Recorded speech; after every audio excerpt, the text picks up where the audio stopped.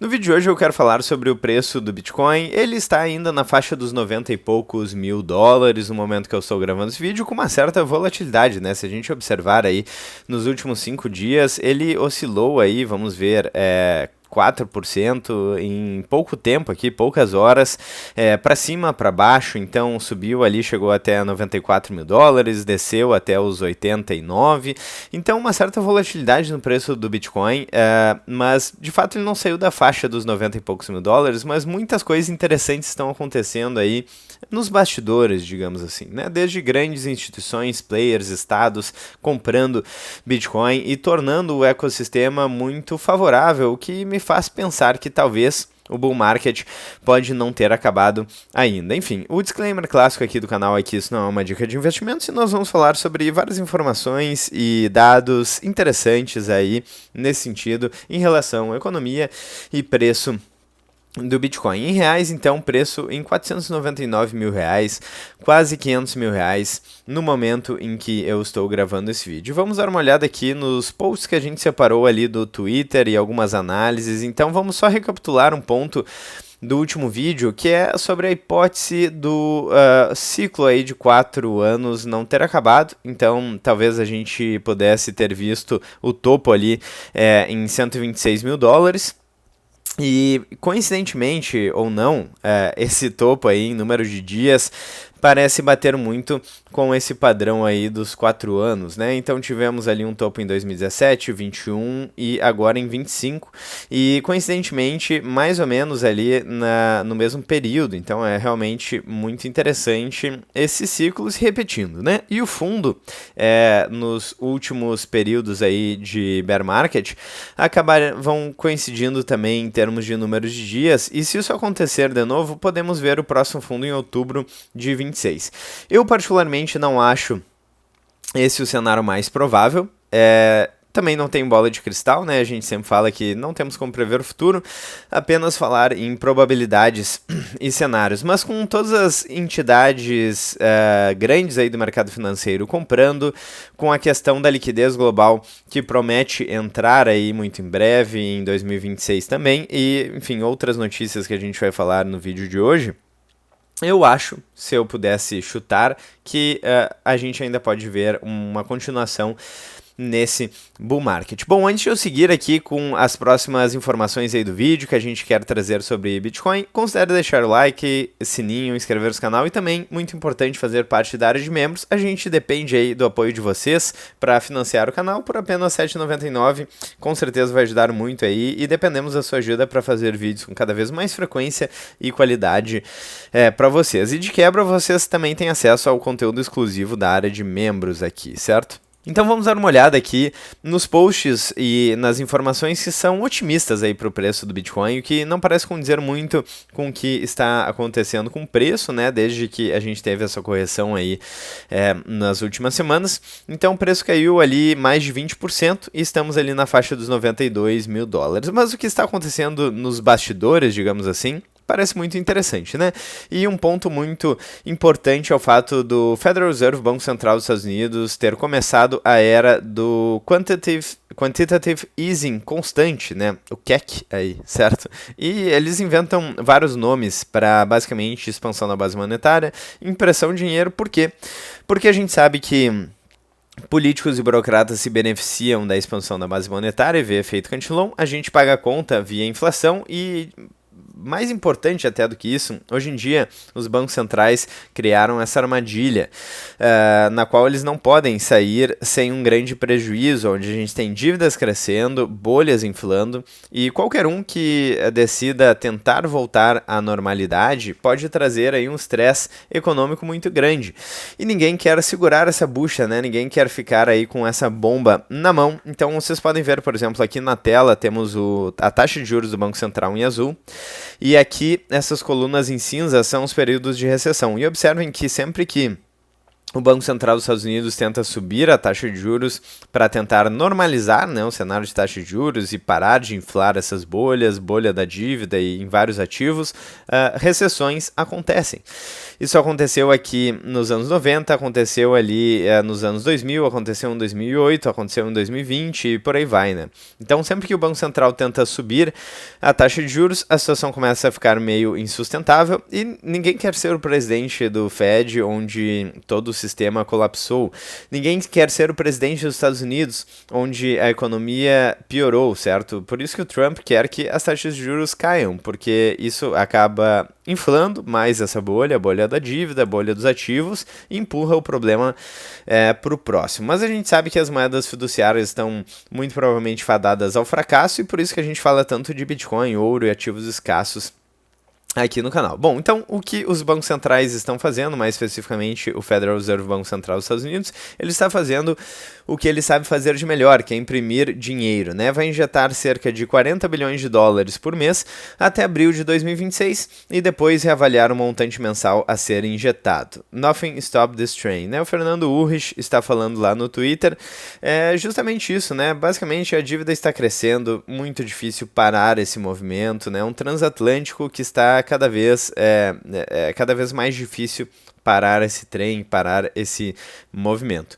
E quem que se beneficia disso? Os ativos escassos, né? O Bitcoin foi criado pós-crise de 2008, justamente com o intuito de resolver esse problema. E desde então, enfim, não preciso nem mencionar aqui a valorização brutal do Bitcoin, mas também temos outros ativos escassos, ouro performando muito bem, prata performando muito bem, as ações aí do S&P 500 desde 2008, principalmente aqui, né?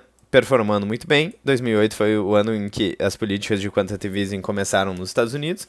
Então, os ativos escassos se beneficiam muito desse cenário, né? E, claro, eu sempre mostro aqui esse artigo da Lynn Alden, onde ela mostra a relação entre liquidez global e preço de ativos escassos. E é claro, existe uma lógica nisso, né? Principalmente o Bitcoin se beneficia nesse processo, né? Segundo esse estudo, mas existe uma lógica no sentido de que ninguém vai deixar o dinheiro na conta corrente sem render nada ou embaixo do colchão. Esse dinheiro vai para algum lugar onde as pessoas vão buscar aí uma valorização, até porque a inflação, ela existe, né? Então, se o dinheiro não se valorizar, eles estão perdendo poder de compra. E o Bitcoin, historicamente, vem servindo como uma ótima esponja de liquidez global, né? Então, Banco Central dos Estados Unidos imprimir dinheiro é uma notícia altista aí para o Bitcoin, no sentido de que geralmente ela é favorável a um cenário de positivo de preço, né? Mas é claro, é importante lembrar que existem inúmeras variáveis.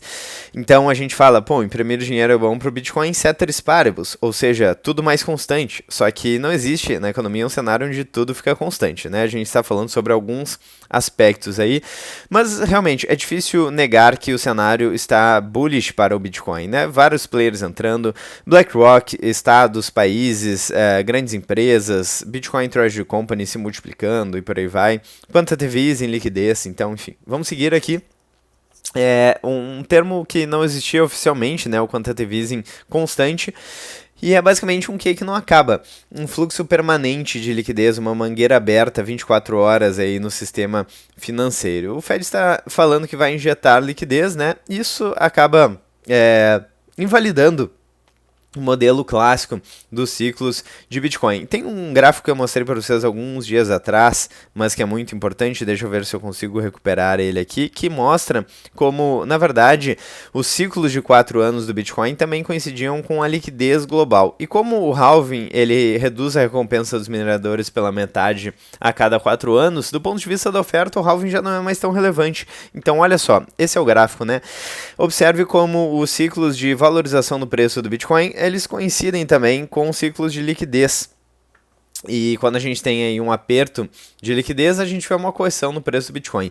E do ponto de vista de oferta e demanda, isso faz muito mais diferença do que o halving, porque as recompensas dos mineradores não são mais tão relevantes. Boa parte dos Bitcoins já foram minerados. Então, como o preço de qualquer ativo depende da oferta e da demanda, o choque de liquidez atual acaba sendo muito mais relevante. Então, pode ser realmente que os ciclos de 4 anos tenham acabado, né? Diferentemente dessa imagem que eu mostrei aqui para vocês no início, né? Essa aqui, que mostra a potencial continuidade do ciclo de 4 anos, que de fato, em termos de dias, até agora está batendo, né? A gente tem que mencionar isso, mas que realmente algumas coisas mudaram nesse ciclo.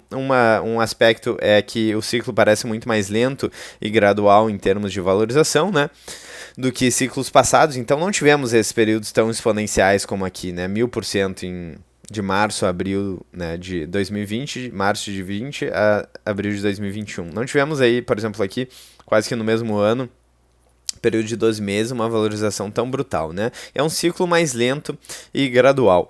E pode ser que a gente ainda não tenha visto, na verdade, a grande pernada de alta desse ciclo, e pode ser que ele continue se valorizando durante mais algum tempo. Bom, o fractal de 4 anos, as curvas aí que são mais facilmente observadas na escala logarítmica e toda a narrativa de topo, crash e acumulação foram moldados em um mundo onde a liquidez oscilava entre aperto e afrouxamento e coincidia ali com os momentos de alta. E agora temos liquidez subindo constantemente, cortes de juros prováveis em 2025 ou 2026, mais provavelmente, né, porque estamos muito próximos do final do ano aqui de 2025 e possivelmente também com a nova indicação do presidente do Fed, do Federal Reserve, né? Então, entrando e colocando nessa possibilidade de corte de taxa de juros de forma mais evidente, déficit fiscal explodindo, bancos centrais comprando ouro e desvalorização acelerada. Eu falei em outros vídeos aqui do canal sobre a compra de ouro, que é basicamente desconfiança nas moedas fiduciárias. E se o Bitcoin for o ouro digital, ele também pode continuar sugando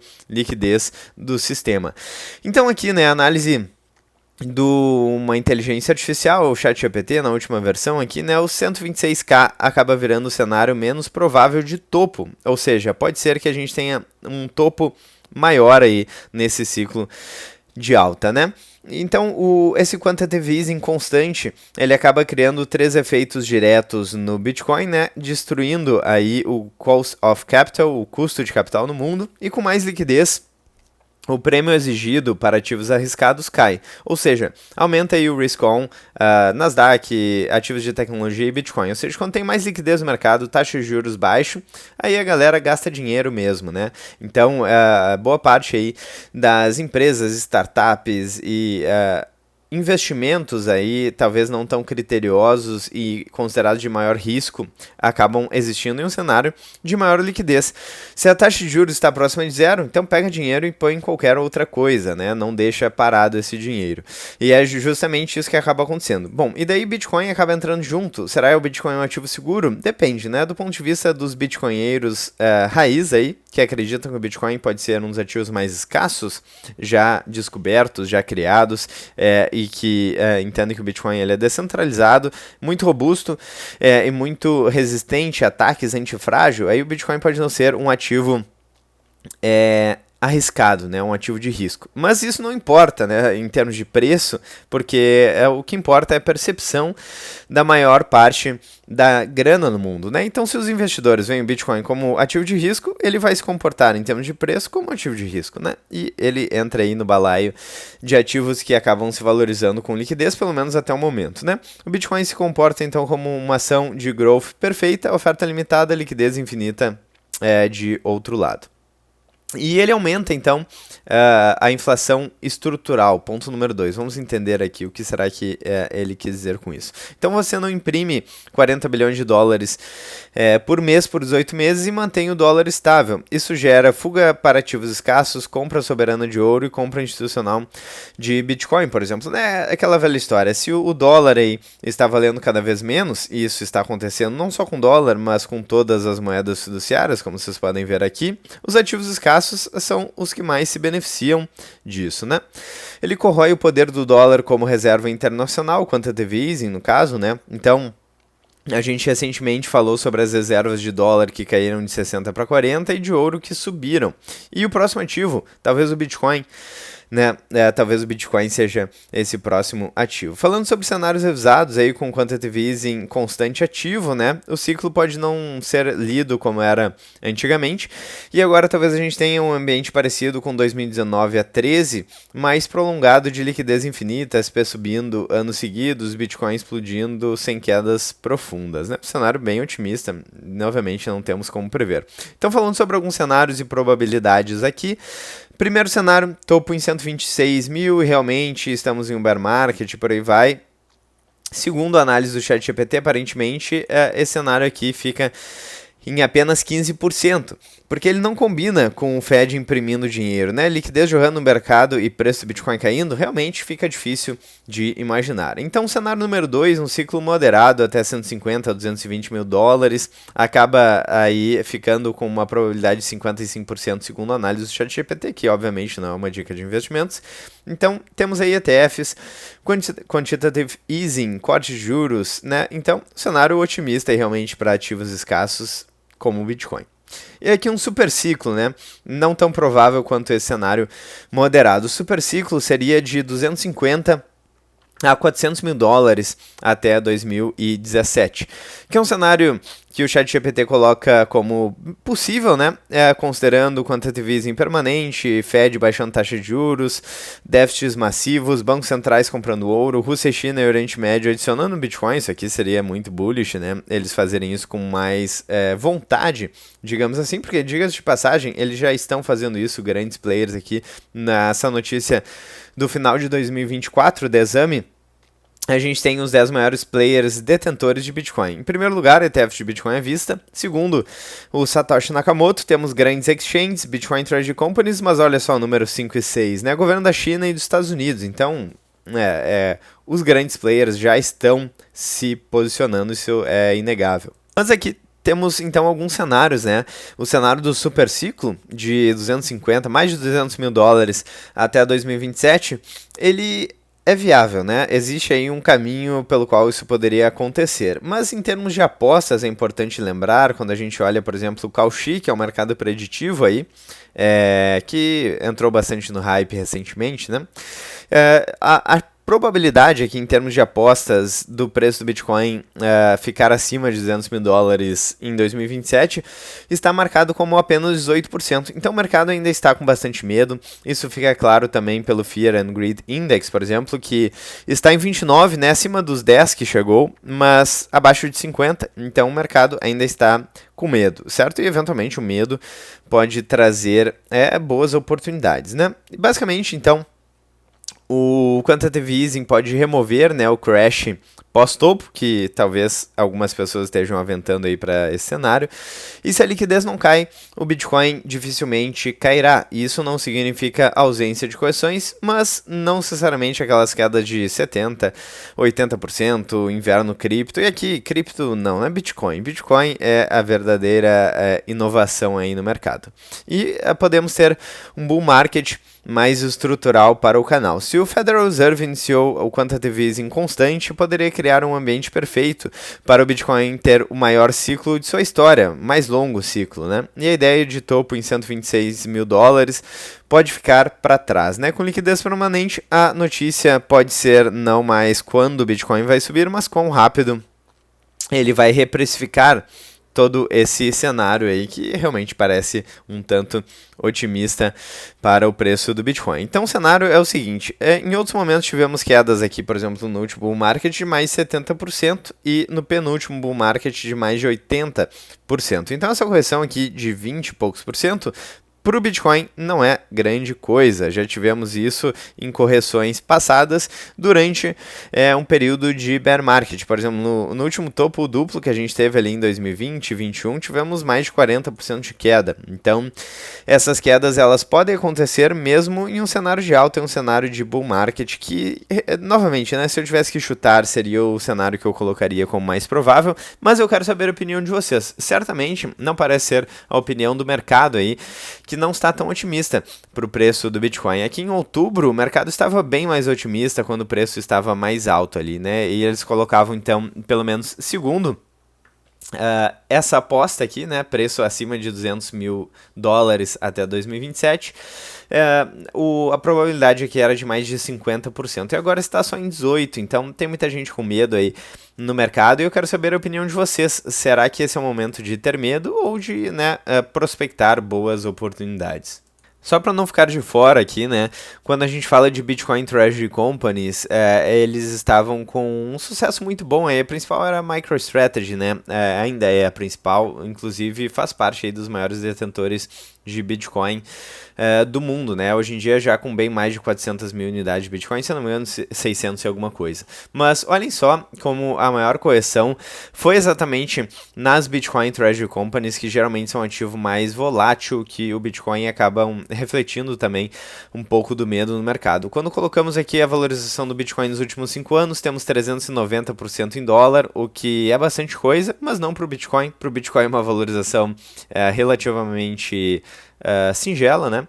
E aqui na MicroStrategy temos mais do que a valorização do Bitcoin, 541% em dólar, o que de novo é muita coisa para 5 anos, né? Mais de 100% em dólar por ano, é dobrar o patrimônio em dólar a ano, praticamente quase, né? Claro, enfim, é 100% de valorização, não um sobre o outro, né? Mas é uma valorização maior do que a valorização do Bitcoin. Mas a correção foi muito mais severa. Enquanto o preço do Bitcoin corrigiu ali 20 e poucos por cento agora, MicroStrategy está corrigindo, vamos dar uma olhada aqui, mais de 50%, né? Então precisa se valorizar 100% para chegar aí próximo de onde estava antes. Então é o que eu quero ficar de olho também nos próximos meses. Caso a gente tenha uma valorização no preço do Bitcoin, eu quero ver aí como é que a MicroStrategy vai se comportar. Será que ela vai se valorizar ainda mais e renovar o topo? Enfim, é algo que eu estou curioso para ver também e também quero saber a opinião de vocês nos comentários. A opinião sobre as Bitcoin Treasury Companies. Será que elas vão continuar aí prosperando ou será que de fato vão fazer a reserva aí do caixa das empresas em Bitcoin, caso a gente vá para um padrão Bitcoin? Parece fazer muito sentido, mas será que essa mudança será tão rápida e acontecerá de forma tão simples assim? Ou será que a empresa, além de fazer o caixa em Bitcoin, terá que ter outros diferenciais aí? Enfim, é um tema muito interessante esse tema das Bitcoin Treasury Companies, na minha opinião, né? E vamos ficar de olho aí nos próximos meses. Então é isso, preço do Bitcoin aqui fechando o vídeo em 92 mil dólares, quase ali nos 500 mil reais. E eu quero ver, né? Eu quero ver quando o preço chegar em 100 mil dólares, se a gente não pode testemunhar um certo FOMO, um Fear of Missing Out aí com o mercado. Quando o mercado perceber, né, que novas máximas podem ser renovadas, talvez isso gere um certo FOMO no mercado. Enfim, vou ficando por aqui. Espero que vocês tenham gostado do vídeo. Like e também façam parte da área de membros aí para apoiar o canal e também ter acesso a conteúdo exclusivo. Vou ficando por aqui. Um grande abraço. Vejo vocês amanhã no próximo vídeo.